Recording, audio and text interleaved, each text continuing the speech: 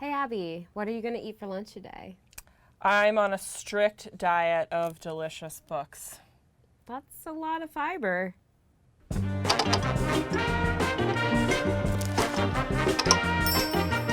Hey readers, I'm Abby, And I'm Jess. and this month we are bringing you some delicious foodie books.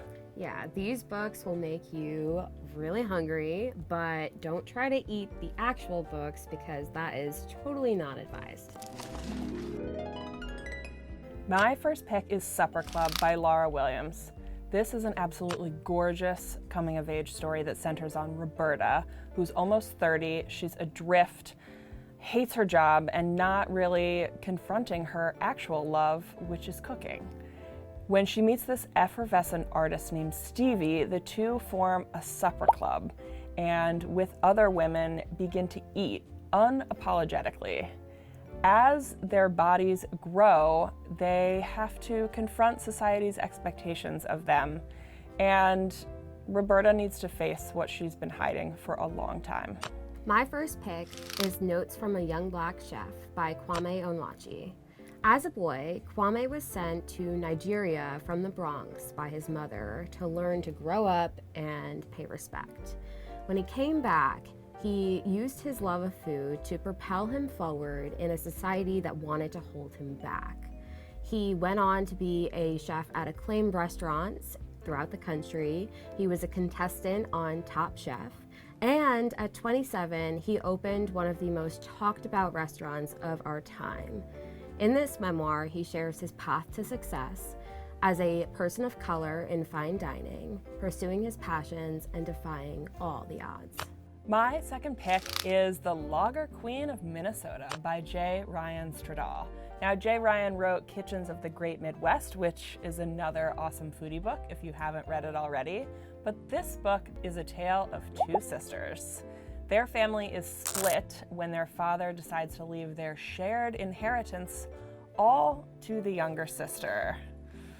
Now, Edith is the older sister. She barely makes a living making pies for the local retirement home and can't help but wonder what her life would look like if she had a little bit of that money. Younger sister Helen takes all of the money and decides to make a thriving beer business. This story also encompasses Edith's granddaughter, Diana, and becomes this huge family saga story that will definitely make you want to drink a nice cold beer. My second pick is Coming to My Senses by Alice Waters. When Alice opened her little French restaurant in Berkeley, California in 1971, when she was only 27 years old, she had absolutely no idea that she was about to transform American food forever. In this deeply felt memoir, she chronicles her journey to finding her voice as a woman in the food industry. And it's through this love of food that she actually goes on to incite political and social change. It's an incredible story that you won't be able to put down, and her desire to create is absolutely insatiable, and you will be too after reading this book. My third pick is The Fate of Food: What We'll Eat in a Bigger, Hotter, Smarter World by Amanda Little.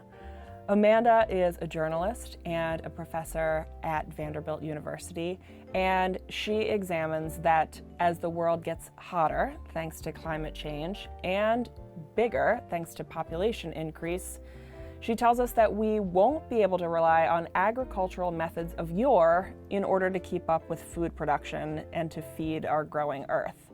So she examines what food production will look like in the future, including things like the Impossible Burger, super bananas, remote-controlled farms, even cloning cows. So this book is both optimistic and totally freaky, but Amanda is an incredible journalist and really lays out what the fate of food really is. My third and final pick is Save Me the Plums by Ruth Reichel. This book is an absolute must-read for foodies everywhere. When Ruth was offered a top position at Gourmet magazine, she actually initially declined the offer. And that was because, as a Berkeley hippie, she was very scared of joining corporate America and quote unquote losing her soul. But she'd been reading the magazine since she was 8 years old and decided that the risk was worth it. And it was, because she totally made Gourmet into a cutting-edge publication and changed the culinary world forever. This book is totally delicious, and you'll devour it in one sitting, that's for sure. So that's all we have for you today. We hope you enjoyed our top picks for foodie books. And these 6 books made us super hungry, Yeah. so we're gonna go get some food. Yeah, see you later. Bye. And there you have it, readers. If you think we missed a book, let us know in the comments or tweet at us at Read It Forward. And for even more great book recommendations sent straight to your inbox, sign up for our weekly newsletter at readitforward.com/subscribe.